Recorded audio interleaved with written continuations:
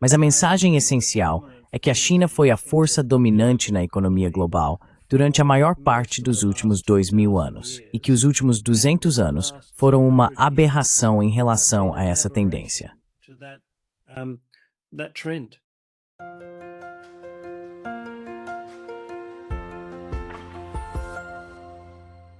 Hello everybody, this is Pascal from Neutrality Studies and today... Olá a todos, aqui é o Pascal do Neutrality Studies e hoje estou conversando com o autor e historiador australiano Michael Pembroke.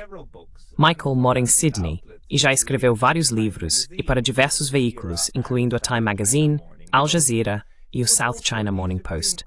Ele também foi juiz da Suprema Corte de 2010 até 2020 no estado australiano de New South Wales. Seu trabalho mais recente foi lançado em julho deste ano e tem o título Seda, Prata, Ópio. O comércio com a China que mudou o mundo. É sobre isso que queremos conversar hoje. Então, Michael, seja bem-vindo. Obrigado, Pascal. É um prazer aqui. Tenho apreciado seu podcast há muitos meses. Muito obrigado. E fico feliz em tê-lo aqui, porque você escreveu um livro realmente bom e tentou apresentar uma história do comércio em que a China esteve envolvida. Uma das coisas interessantes do seu livro é que você realmente adota a perspectiva chinesa. Você começa falando sobre todas as pessoas que vieram para a China e as experiências que a China teve ao longo dos séculos, na verdade. Você começou com a Mongólia, inclusive. Você pode nos dar um pouco de contexto sobre por que escolheu essa perspectiva?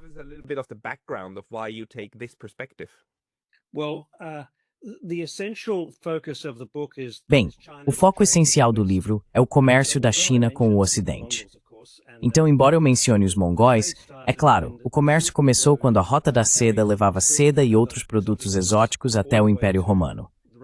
Eu começo com Augusto, o primeiro imperador romano, que realmente incentivou e ampliou o comércio tanto por terra atravessando o Planalto iraniano, quanto por mar. Sob Augusto, navios romanos saíam pelo Mar Vermelho e contornavam a Península Arábica até um porto então conhecido como Barbaricon, na foz do rio Indo, hoje mais próximo de onde fica Karachi. Claro, sob Augusto, Roma adquiriu o Egito, que era enormemente rico, e isso ajudou a impulsionar o comércio a grandes patamares. Mas o problema, de certa forma, era que os romanos eram tão exorbitantemente ricos e afluentes, e a seda era um produto tão novo, caro e exótico. Diferente dos participantes.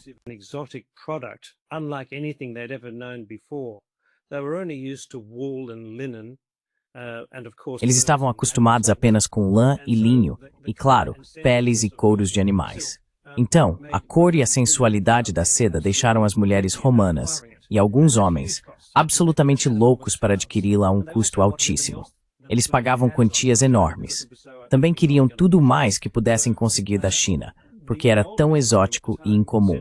Assim, os velhos de Roma na época, Sêneca era um deles, mas havia muitos, ficaram muito preocupados com duas coisas. Uma era a saída de prata e ouro do tesouro de Roma para a China, ou para os comerciantes que traziam os produtos da China. A outra era o gasto extravagante de dinheiro e recursos valiosos em produtos que eles consideravam fúteis, apenas para fazer a dama romana brilhar em público. Just to make the Roman lady shimmer in public. Sim, quero dizer, existem essas histórias eternas, certo? Sobre como as sociedades humanas funcionam. E uma das coisas é tipo, eu quero algo sofisticado para vestir. Mas isso é bastante interessante, né? Que já, há 2000 anos, esse comércio continental já existia. Ok, talvez não devêssemos dizer que prosperava como hoje em dia, mas a rota comercial estava aberta, e a troca entre esses impérios acontecia. Era só ouro e prata que fluíam na outra direção. Ou, havia outros tipos de coisas que a China realmente queria comprar da Europa.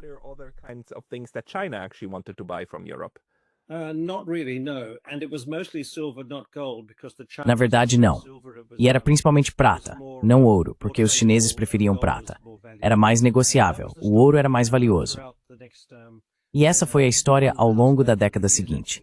Na verdade, por 1800 anos.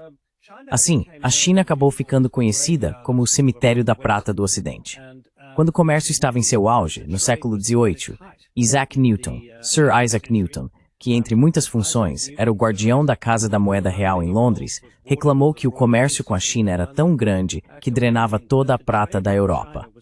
E Carl Linnaeus, um sueco, você deve saber quem ele é, um botânico, mas também era um intelectual público que expressava opiniões sobre muitas coisas e viveu em Londres por algum tempo.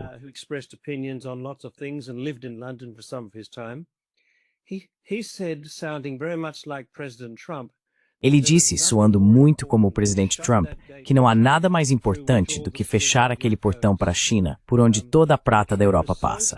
O comércio era tão grande que, em meados do século XVIII, David Hume, o filósofo escocês, disse em 1750 que se a China fosse tão próxima de nós quanto a França, tudo o que comprássemos viria da China. Agora, esse comércio acabou, no século XIX, diminuindo e se extinguindo por causa do conflito que ocorreu em torno do ópio. Mas essa é outra história. Eu trato disso em vários capítulos no final do livro.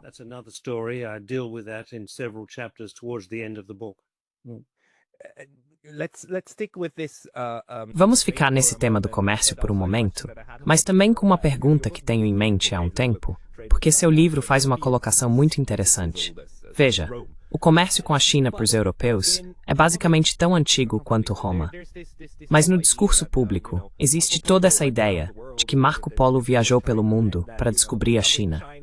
E que descobrir a China, chegar à China, é algo que precisa ser feito por mar. Por que é que existe esse mito de que foi Marco Polo? Por que esse cara é tão importante quando, na verdade, o comércio com a China é muito mais antigo?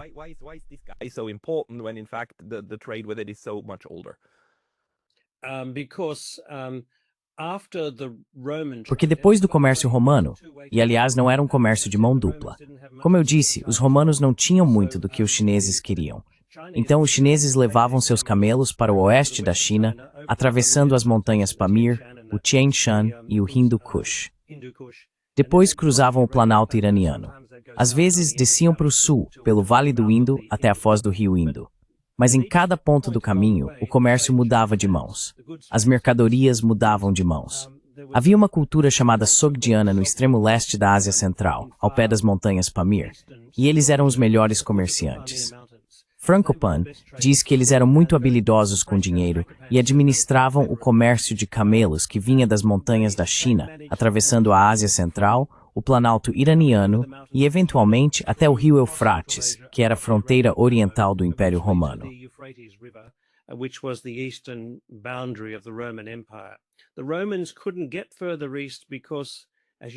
Os romanos não conseguiram avançar mais para o leste porque, como você provavelmente sabe, os partas, um antigo império persa iraniano, bloquearam seu caminho. Os partas guardavam zelosamente o comércio vindo da China e, claro, tiravam sua parte ao longo do caminho. E há uma história fascinante sobre em 53 a.C. entre os legionários romanos e os partas. Os legionários romanos encontraram pela primeira vez uma tropa de cavalaria de soldados partas montados a cavalo, carregando estandartes de seda em longos mastros, estandartes coloridos. Os legionários nunca tinham visto nada parecido em suas vidas e ficaram completamente hipnotizados e preocupados.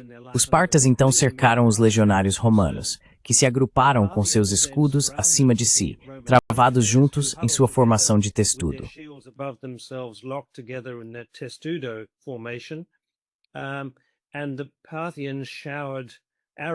E os partas lançaram flechas sobre eles tão densas quanto granizo ou chuva, como disseram os historiadores da época. As pontas das flechas partas eram de aço, fabricadas segundo técnicas chinesas, que ainda não haviam chegado a Roma. Eram tão fortes que as flechas atravessavam os escudos e prendiam os braços, as pernas e outras partes do corpo dos soldados. Foi, portanto, um massacre terrível. Às vezes, as flechas desciam e perfuravam os pés dos soldados até o chão. Foi isso que realmente revelou a seda aos soldados romanos. E então ela começou a chegar em pequenas quantidades, até que, de fato, Júlio César, antes de Augusto era seu filho adotivo, introduziu a seda no Fórum Romano em um determinado ano, em 46 a.C. Ele substituiu os toldos de linho que protegiam o povo, os plebeus, do sol forte, e os trocou por seda. and it was a staggering new development which E foi um desenvolvimento surpreendente, que realmente marcou o início da obsessão romana pela seda a partir de 46 a.P., pelos 2 séculos seguintes. Até que, como eu disse, o tesouro de Roma começou a ficar sem recursos. E claro, um fator que contribuiu para o colapso do Império Romano foi a desvalorização de sua moeda. Seu tesouro havia sido esgotado ao enviar toda essa prata e um pouco de ouro, mas principalmente prata, para a China. Agora, voltando à sua pergunta, não havia comércio com o Ocidente até os mongóis. Assim, a Idade das Trevas envolveu a Europa. Depois foram os mongóis, no século XIII, que abriram a Eurásia e as rotas terrestres.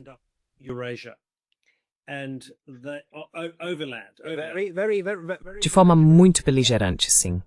Não porque a Europa quisesse se abrir, mas porque eles simplesmente vieram. They just came.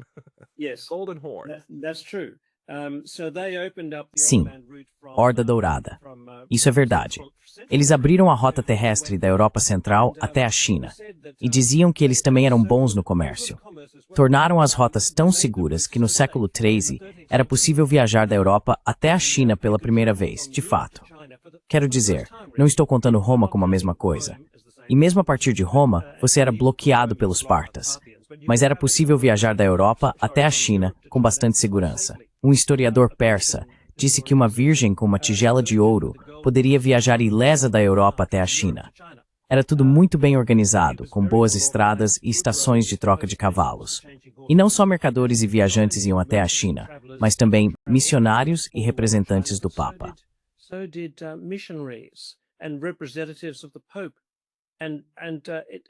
Believe it or not, Acredite ou não, os enviados do Papa foram até a corte do Khan na China, e emissários do Khan, depois de inicialmente rejeitarem o cristianismo e dizerem que todos deveriam se submeter a eles, emissários de Kublai Khan, e mais tarde, foram a Roma para prestar homenagens ao Papa. Isso foi por volta de 1250, 1260? Não, mais tarde. O Império Mongol, o Império Yuan na China, foi de 1261 a 1078, menos de um século. E Kublai Khan estava nesse último período do século XIII. Mas o enviado mais famoso da China foi nos anos 1300, por volta de 1334, algo assim. E quando os enviados vinham do Papa, e acho que alguns naquela época vinham de Avignon, não só de Roma, ou principalmente de Avignon, porque os papas se mudaram para Avignon, eles eram recebidos com toda pompa, cerimônia e formalidade na corte do Khan.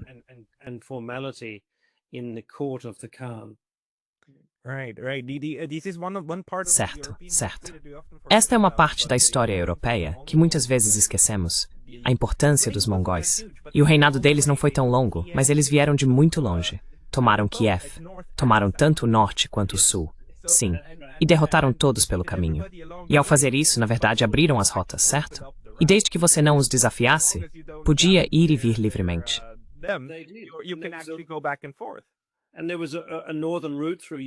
E havia uma rota ao norte através da Ucrânia, que atravessava a Ucrânia e a Mongólia até a China.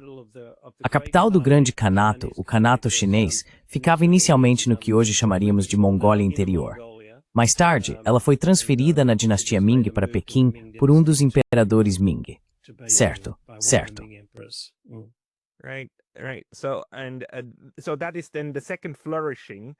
Então, esse é o segundo florescimento do comércio entre a China e a Europa. O primeiro foi durante o Império Romano, depois vieram a Idade das Trevas, com relações muito ruins e tudo mais, basicamente principados feudais e bloqueios. E então isso se abre por causa de uma Pax Mongólica, ou como quisermos chamar. Bem, é comumente chamada de Pax Mongólica. Sim, sim. Mas foi breve, certo? Os mongóis depois se dividiram em seus próprios pequenos grupos. E, na verdade, um deles acabou tomando o território continental chinês. E a dinastia que surgiu disso se chama, me ajude, a dinastia Yuan. E é mais ou menos na mesma época em que Marco Polo faz suas viagens, certo? Exatamente.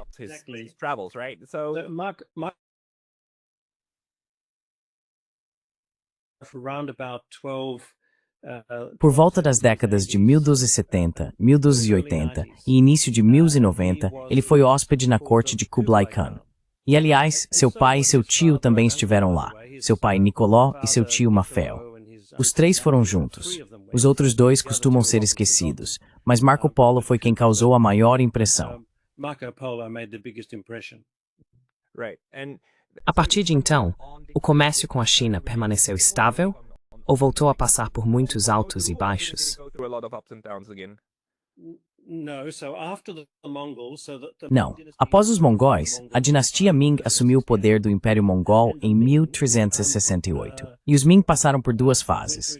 A fase inicial dos Ming incluiu aquele período incrível entre cerca de 1405 e 1433, quando Zheng He, o almirante muçulmano eunuco, comandou frotas do tesouro até os confins do mundo conhecido. Foram 7 grandes frotas do tesouro, compostas por enormes juncos, considerados muitas vezes maiores que os navios europeus. No livro, tentei compará-los. Há uma imagem do principal navio de Colombo, sua nau capitânia, a Santa Maria, um navio minúsculo.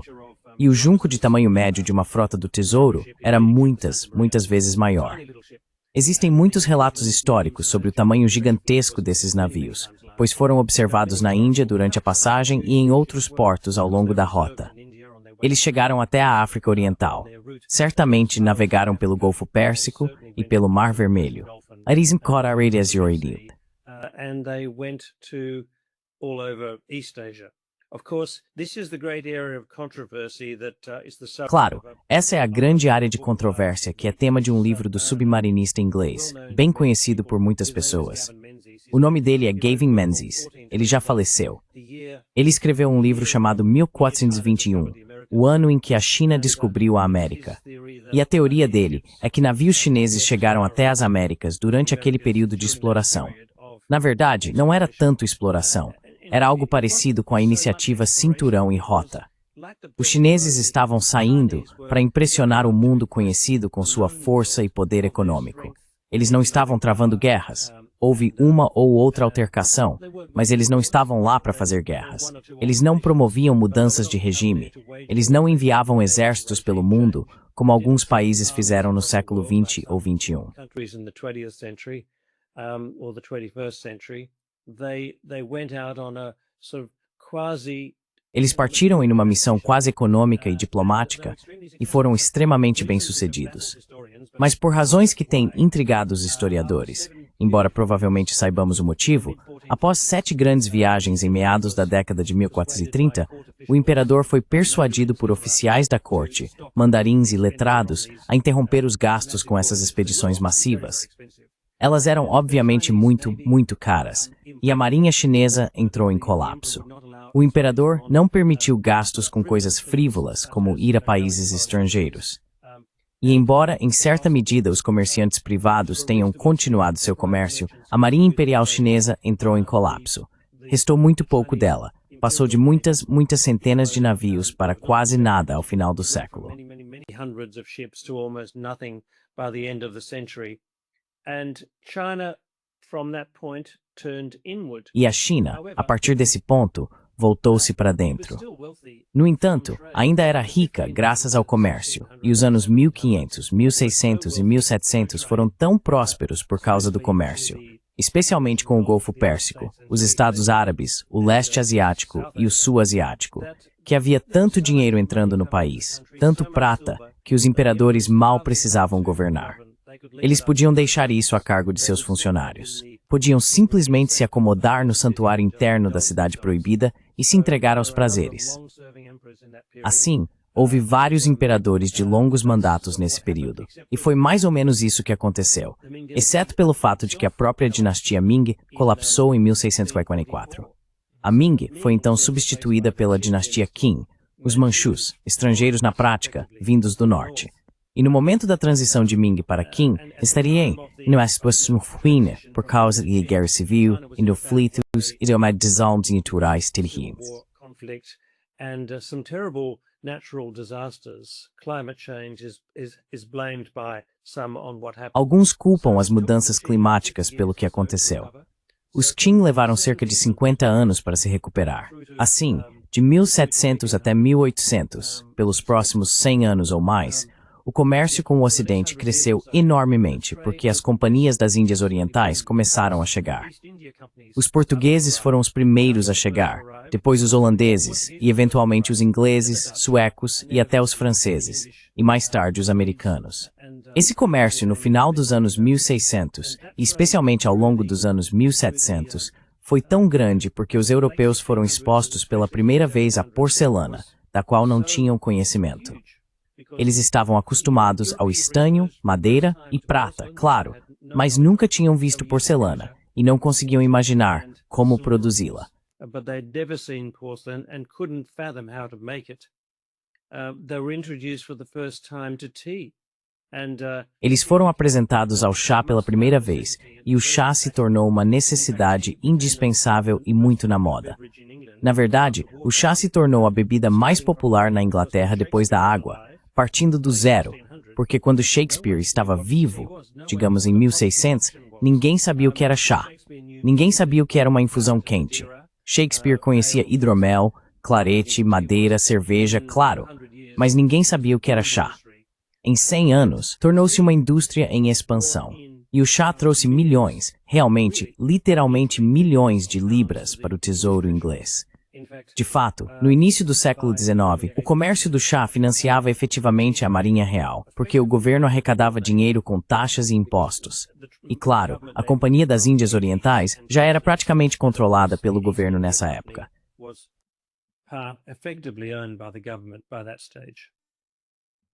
It's fascinating, how this goes hand in hand. É fascinante, sabe, como isso anda de mãos dadas? Conquista e comércio.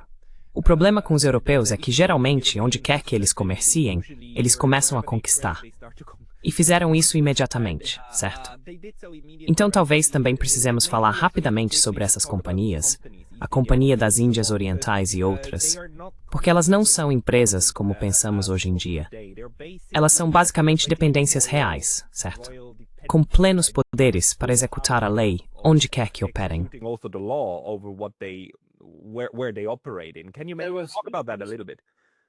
Você pode falar um pouco sobre isso? Eles eram consórcios governamentais, efetivamente, e podiam travar guerras. Mas a Companhia das Índias Orientais Britânica negociou de forma muito pacífica na China durante o primeiro século em que esteve lá, de 1700 a 1800. Era controlada efetivamente por comerciantes, e os diretores ficavam em Londres, e sua principal preocupação era obter lucros. O problema surgiu no final do século XVIII, quando os britânicos não conseguiram mais sustentar a saída de prata. Os navios saíam da Inglaterra, carregados de baús de prata, que haviam sido comprados do Banco da Inglaterra ou dos principais negociantes de ouro e prata em Londres, e voltavam com ainda mais baús, muitos mais baús, de chá, além de porcelana e qualquer outra coisa que pudessem trazer de volta.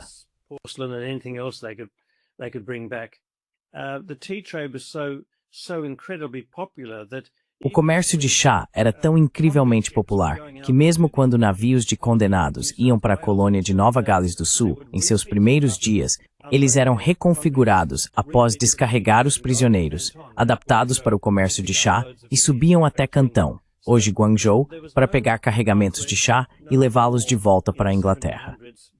Portanto, não houve conquista nem guerra nos anos 1700 pela Companhia das Índias Orientais Britânica, nem por nenhuma das outras. Todos estavam lá para ganhar o máximo de dinheiro possível, o mais rápido possível. Mas o acordo que eles fizeram para superar a saída de prata foi criar as maiores fábricas de produção de ópio do mundo, ao longo de 800 quilômetros do Baixo Rio Ganges, na Índia Britânica. Eles comercializaram, industrializaram e corporativizaram a produção de ópio. O ópio já existia antes, mas nunca em uma escala como a que os britânicos realizaram. E eles sabiam que o ópio era ilegal na China. O imperador já o havia proibido há muito tempo. Mas também sabiam que havia um mercado para o ópio.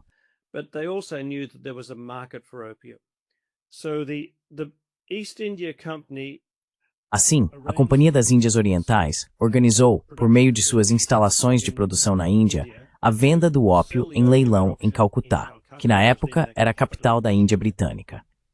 Eles vendiam o ópio para comerciantes independentes como Jardine e Matheson, que não faziam parte da Companhia das Índias Orientais, além de muitos outros, comerciantes parsis, alguns outros escoceses e, eventualmente, também americanos. Esses comerciantes independentes contrabandeavam o ópio para a China e o vendiam para barões e traficantes de drogas no estuário do Rio das Pérolas, nos arredores de Cantão. e então ele era distribuído. Os comerciantes recebiam prata dos barões da droga na China e depois levavam essa prata ao tesouro da Companhia das Índias Orientais, onde a trocavam por letras de câmbio emitidas por bancos de Londres, aceitas por bancos londrinos, com o envolvimento do Banco da Inglaterra também.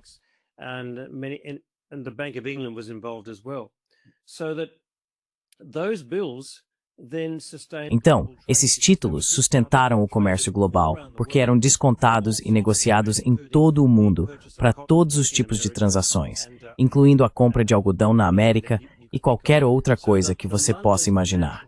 Assim, o mercado financeiro de Londres sustentou o comércio de ópio na China. Não era tanto Cantão e Xangai, era Londres. E o comércio de títulos de Londres, tornou-se tão importante para a economia global que não era possível considerar facilmente a interrupção do comércio de ópio, porque o comércio de ópio era sustentado pelo comércio de títulos, ou talvez o comércio de títulos fosse sustentado pelo comércio de ópio. Eram dois lados da mesma moeda, certo? É isso que fazia a prata circular de volta, mesmo sem realmente circular.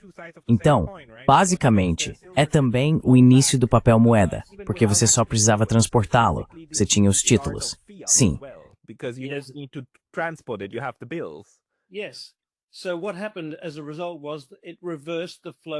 O que aconteceu como resultado foi que isso inverteu o fluxo de prata. A prata saiu da China pela primeira vez em séculos. Isso empobreceu a China e contribuiu para sua decadência final durante o século XIX.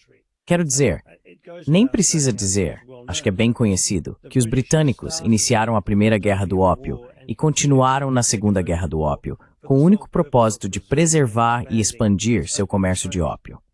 O imperador, de forma bastante compreensível, tentou acabar com o comércio de ópio e enviou um comissário, Lin, a Cantão para cumprir suas ordens.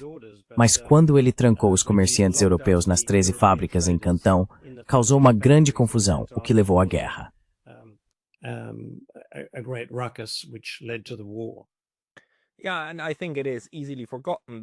Sim, e acho que é facilmente esquecido que essas guerras do ópio foram sobre o direito dos europeus de inundar o mercado chinês com drogas. Foi uma guerra de drogas, mas não uma guerra contra as drogas, uma guerra pelas drogas. Essa é a loucura disso tudo. Exatamente isso, Pascal. Sim. O que isso causa? Quero dizer, esse também é o período em que a China, novamente, oscila em termos de controle centralizado, certo? Em termos de controle.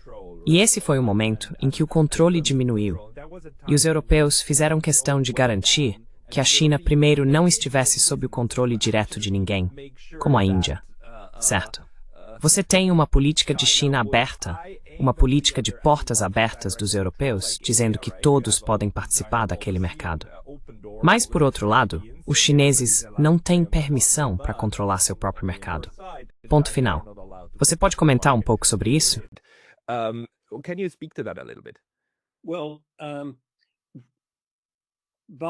Bem, em 1860, após a Segunda Guerra do Ópio, os europeus estavam por toda a China. Eles atravessavam a China como se fosse seu próprio país. Não davam nenhuma importância à soberania chinesa. Estabeleceram extraterritorialidade por onde passavam. Bancos europeus operavam na China e emitiam sua própria moeda. Os missionários podiam ir aonde quisessem na China, e os missionários foram um grande fator nos problemas que ocorreram na segunda metade do século XIX. A soberania chinesa não valia nada. No final da década de 1890, a famosa charge que apareceu em uma revista francesa do bolo da China, sendo repartido pelo Kaiser, pela Rainha Vitória, pelo neto da Rainha Vitória, o Kaiser Guilherme, pela Marianne francesa, e acho que mencionei o Kaiser, mas em um momento quis dizer o Czar. I think I said Kaiser at one stage, I meant the Tsar. So Russia, Britain, Germany, Então Rússia, Grã-Bretanha, Alemanha e França estavam todas lá dividindo o bolo da China. E isso resultou, de forma prática, em portos ao redor de Pequim e ao longo da costa, se tornando territórios controlados e operados por marinhas e comerciantes estrangeiros. Assim, Qingdao, hoje uma marca famosa de cerveja, ficou conhecida porque os alemães tomaram aquele porto. Eles construíram uma cervejaria lá, mas ele estava estrategicamente localizado perto da entrada para Pequim. Os russos tomaram um porto na península um pouco mais ao norte, do outro lado da água, E os britânicos ficaram com um lugar chamado, curiosamente, Port Edward, hoje Weihai, um pouco mais a leste. It's now Weihai, just a little bit further to the east. And then coming down the coast, E então, descendo pela costa, já existia o assentamento europeu em Xangai. Hong Kong havia sido cedida à Grã-Bretanha ao final da Primeira Guerra do Ópio. Essa era a ilha de Hong Kong. Ao final da Segunda Guerra do Ópio, a península de Kowloon, a principal parte de Kowloon, foi novamente cedida à Grã-Bretanha. Depois, na década de 1890, a Grã-Bretanha disse: "Queremos ainda mais." Então exigiram e receberam os novos territórios, uma área muito maior. Assim, Hong Kong era composta por 3 partes. E é uma curiosidade interessante da história que a ilha e Kowloon foram cedidas em perpetuidade, sem necessidade real de serem devolvidas algum dia, salvo por persuasão política e moral. Mas os novos territórios foram arrendados à Inglaterra por 99 anos. leased to England for 99 years. So that 99-year period expired in 1997. Esse período de 99 anos expirou em 1997.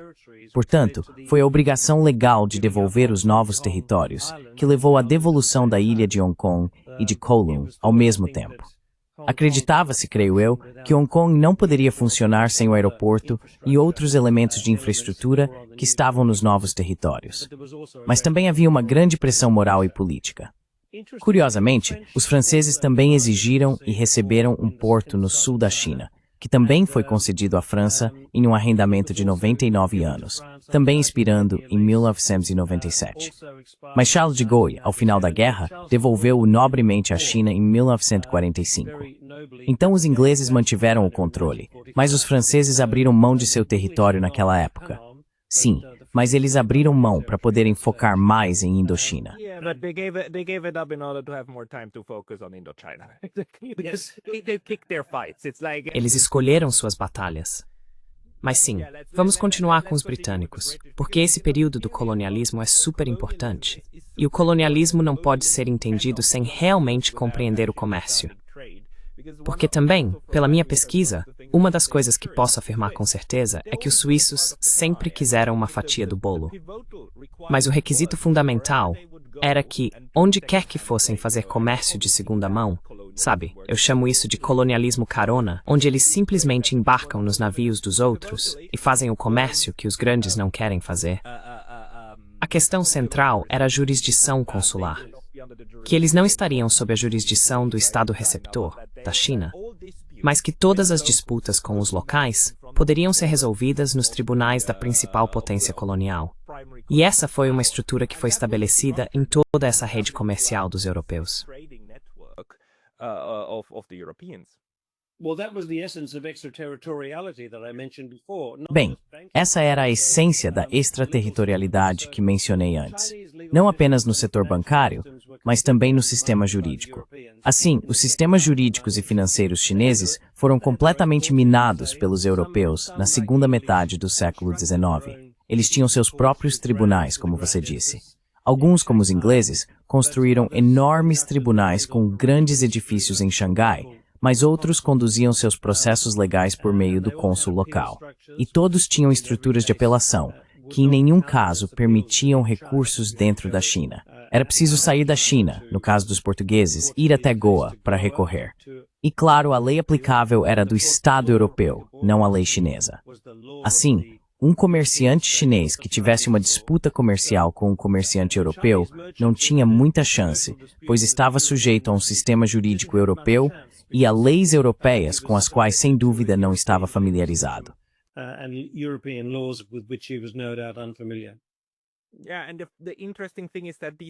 Sim, e o interessante é que esses sistemas estavam abertos para outros estados europeus, certo? Por isso, eu realmente acho que foi um esforço continental. Os franceses, espanhóis, portugueses e até os suíços podiam usar esses sistemas para realizar seu pequeno comércio. Era simplesmente aberto.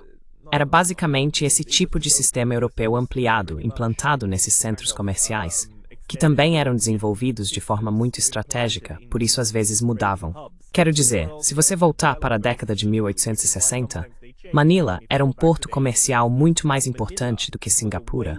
Mas Singapura foi então desenvolvida estrategicamente, assim como Hong Kong e outros, como portos comerciais para canalizar essa riqueza de volta para o império de origem. E para a China, isso foi trágico, não foi? Quero dizer, matou, o ópio e tudo mais matou, provavelmente milhões de pessoas. Probably in the millions of people. Oh, many millions. The very well regarded Muitos milhões. O historiador anglo-americano muito respeitado Jonathan Spence disse que foi enorme, muito substancial. Algumas estimativas apontam de 30 a 40 milhões de pessoas que eram viciadas em ópio, e a maioria provavelmente morreu. Foi uma situação terrível. Mas só para voltar a Manila, que você mencionou, ela se tornou o centro do colonialismo espanhol na costa da China. A Espanha estabeleceu seu controle sobre Manila por volta de 1571. E o comércio do Galeão de Manila, havia esses enormes navios construídos pelo Estado espanhol nas Filipinas, ocorria entre Manila e o porto de Acapulco durante os 16, 17 e 18. During the 1500s, 1600s and 1700s. And those ships would load up at Acapulco. E esses navios eram carregados em Acapulco com prata, centenas de baús de prata. Eles eram como cofres flutuantes, e eram um verdadeiro maná para os piratas e bucaneiros da época. A prata vinha das minas dos vice-reinados do Peru e do México. Os navios atravessavam o Oceano Pacífico até Manila, e a prata era usada para comprar produtos chineses, que eram trazidos da província de Fujian por comerciantes chineses. Depois, os galeões de Manila eram carregados com todos esses produtos e navegavam de volta pelo Pacífico até Acapulco. Acapulco era o local onde acontecia uma feira comercial anual quando o galeão de Manila chegava, porque havia apenas uma viagem por ano.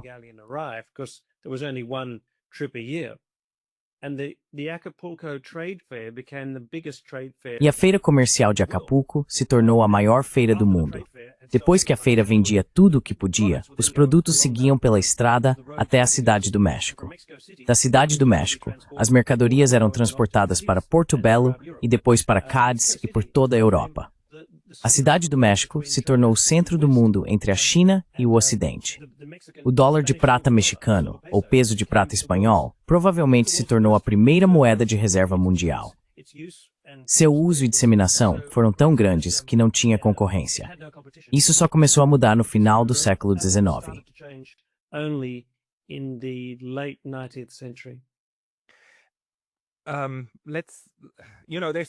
Sabe, há tanto sobre o que poderíamos falar, ainda sobre o Japão. E como o Japão aprendeu a lição europeia e começou a entrar na China, tomou pedaços, e assim por diante. Poderíamos falar sobre tudo isso, mas vamos avançar um pouco. Porque uma das coisas que ouço as pessoas dizerem, e sempre penso, tipo, gostaria de começar a estrangular, o maior erro que os Estados Unidos cometeram foi permitir que a China entrasse na Organização Mundial do Comércio em 2001. Porque permitir que a China se tornasse um centro comercial, um centro global, foi uma tolice.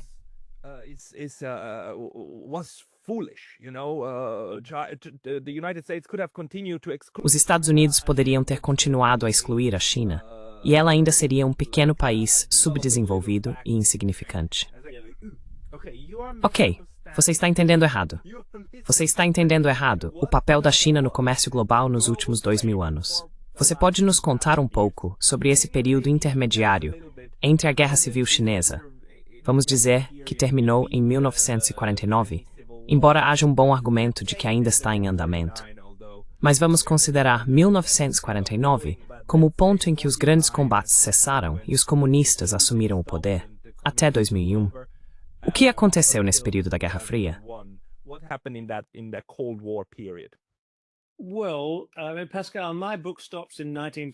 Bem, Pascal, meu livro termina em 1912, então não sou um historiador dos séculos 20 ou 21, e provavelmente sei tanto sobre o período moderno quanto você. Mas você sabe, todos nós sabemos o que aconteceu.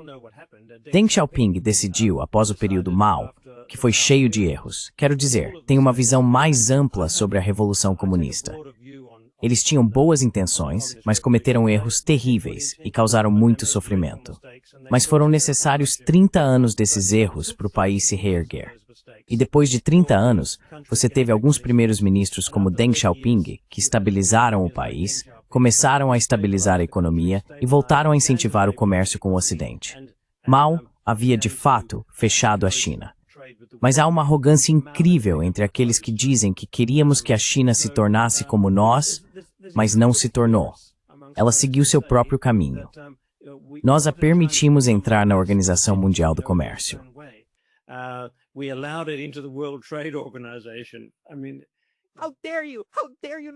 Como vocês ousam? Como ousam não se tornar como nós? China, vocês são maus. Sim, desculpe, é muito frustrante. Especialmente os alemães agora, eles têm esse discurso. Desculpe, só preciso desabafar um pouco sobre isso. Em alemão, existe uma frase chamada Wandel durch Handel, algo como mudança através do comércio. Rima em alemão, certo? Sim. Isso falhou, sabe? E nossas boas intenções de mudar a China para melhor e transformá-la em um farol de democracia, isso falhou. E agora precisamos partir para o confronto direto, porque essa é a única linguagem que eles entendem. É um discurso absolutamente idiota. Mas esse é realmente o nível, sabe, dos programas de TV e coisas assim que estão sendo feitos no momento. Você pode comentar um pouco sobre isso também do ponto de vista de como o comércio historicamente funcionou para a China?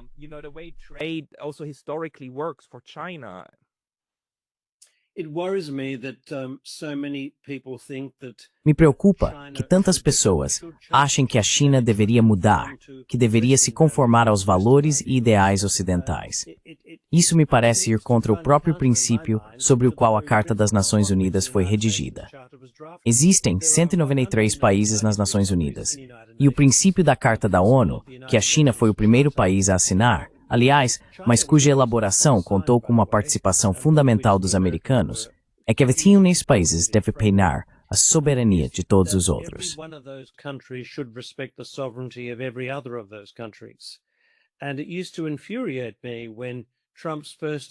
E isso costumava me enfurecer quando a primeira embaixadora de Trump nas Nações Unidas, Nikki Haley, reclamava de outros países e dizia que eles não compartilham nossos valores. Mas a questão é que, de fato, eles não compartilham e provavelmente nunca vão compartilhar. Existem muitos valores diferentes e muitas civilizações diferentes com valores distintos. Então, todo o argumento sobre crimes contra a humanidade feito contra a China, por exemplo, Xinjiang ou o tratamento de prisioneiros, é um argumento que parte do pressuposto de que a China deveria ter os mesmos valores que os países europeus. E a China, se você olhar para a história, sempre foi muito rigorosa com pessoas que acredita representar uma ameaça à sua sociedade.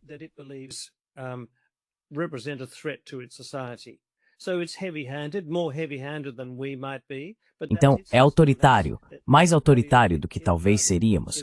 Mas esse é o sistema deles. Esses são os valores pelos quais eles operam. E o povo chinês entende isso. Acho errado andar pelo mundo achando que todos devem se conformar a um único padrão. Acreditava-se que o comércio seria um meio de persuadir as pessoas a adotar ideais ocidentais. O motivo do lucro ocidental, o capitalismo ocidental, vestir-se como o Ocidente, usar ternos escuros, o que eles geralmente fazem quando estão envolvidos em comércio. Mas isso esconde o fato de que cada um desses países, especialmente a China, é totalmente diferente, totalmente único, e os chineses estão determinados a não permitir que isso mude. Not to allow that to change. Deixe-me acrescentar isso, porque não são só os chineses que entendem isso hoje em dia. São também os africanos, são também os sul-americanos. E veja, o ponto é que sempre que você tenta, sempre que outras nações e civilizações tentam se adequar aos padrões ocidentais, elas nunca conseguem. Nunca conseguem, porque o Ocidente está sempre mudando. E eu tenho um exemplo maravilhoso. Um amigo africano, um amigo ugandense meu, há alguns anos me disse: "Sabe, Pascal, vocês nunca se decidem, porque primeiro vocês vêm aqui e dizem para matarmos os gays e amarmos o livro.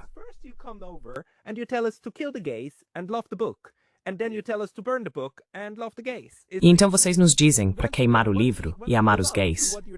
É como se, uma vez que seguimos o que vocês nos mandam fazer, vocês mandam fazer o oposto. E isso continua repetidamente. E estamos atualmente na versão mais recente do mesmo velho pensamento, de que os outros ainda não acompanharam. Mas os chineses, os africanos e assim por diante, não vão mais entrar nesse jogo. Esse é o novo mundo. E acho que é isso que realmente preocupa. Essa é a angústia existencial agora no Ocidente, de que esse jogo dos últimos 500 anos não vai mais funcionar.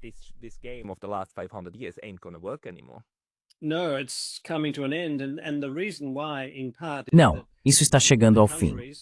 E o motivo, em parte, é que os países, muitos deles representados pelo grupo dos BRICS, agora são muito mais lucrativos, poderosos e influentes do que eram antes. E uma vez que o dólar americano não for mais usado para a maior parte do comércio mundial, e isso está diminuindo o tempo todo, será um grande problema para o equilíbrio de poder. E eu digo problema. Não é um problema em certo sentido. Apenas significa que o equilíbrio de poder vai mudar. Acho que entendi, por algo que li outro dia ou alguém me falou sobre isso, que o dólar americano é usado em 60% do comércio mundial atualmente, mas que quando cair abaixo de 50%, isso será um desastre para os Estados Unidos. Bem, todos nós sabemos o que o Brasil, a China, a Rússia e provavelmente a Índia esperam alcançar ao realizar cada vez mais seu comércio em suas próprias moedas. Eles vão contornar o dólar americano e o SWIFT.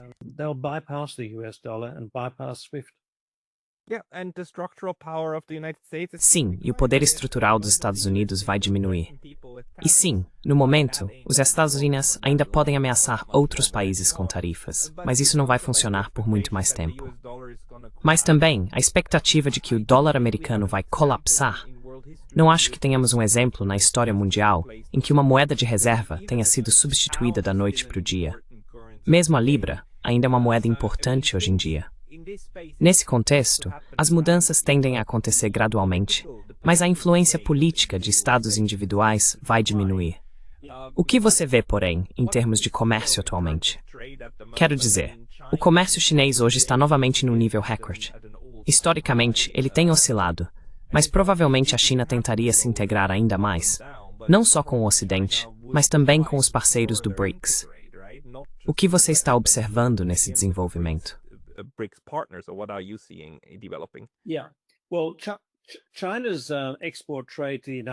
Bem, o comércio de exportação da China para os Estados Unidos representa menos de 3% do seu PIB. Acho que a China já se posicionou contra os Estados Unidos. Ela pode estar disposta a fazer alguns acordos, mas a longo prazo não vai permitir que o mercado de exportação para os Estados Unidos determine a forma como opera. E claro, você sabe que o comércio da China com as nações da ASEAN é maior do que com os Estados Unidos. E o comércio da China com a Europa também é maior. O comércio da China com as nações da ASEAN, com o sul da Ásia, com os países sul-americanos, com os 54 países africanos e com a maioria dos estados árabes está crescendo a cada mês.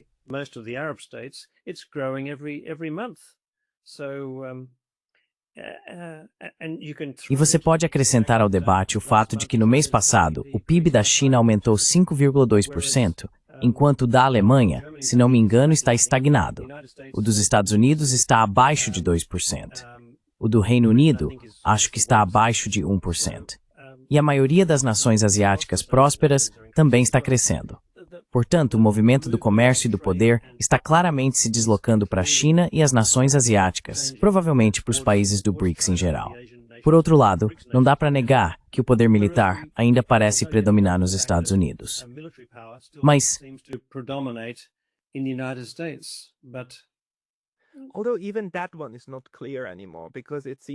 embora nem isso esteja mais claro, porque parece que os Estados Unidos atingiram sua capacidade máxima de produção e não estão produzindo o suficiente para o que pretendem fazer.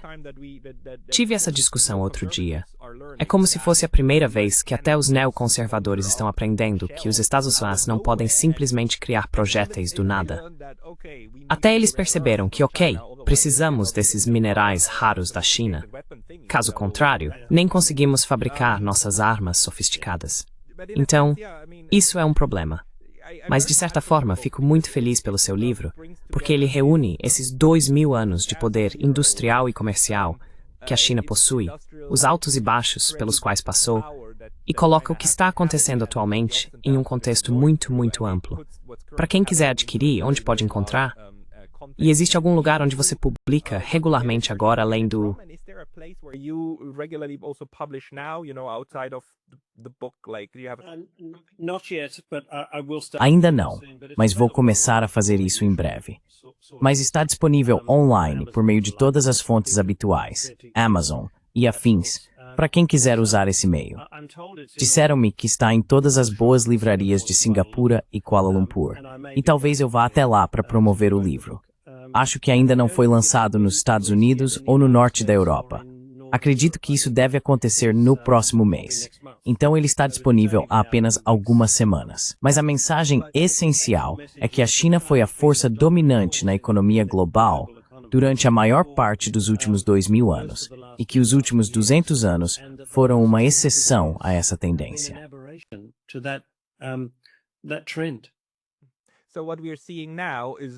O que estamos vendo agora não é um fenômeno novo. É como o mundo costumava ser na maior parte do tempo. Então, pessoal, não entre em pânico. Só estamos de volta ao curso normal. Só isso. Michael Pembroke, muito obrigado pelo seu tempo hoje. Obrigado, Pascal Lotas. Thank you, Pascal. All right.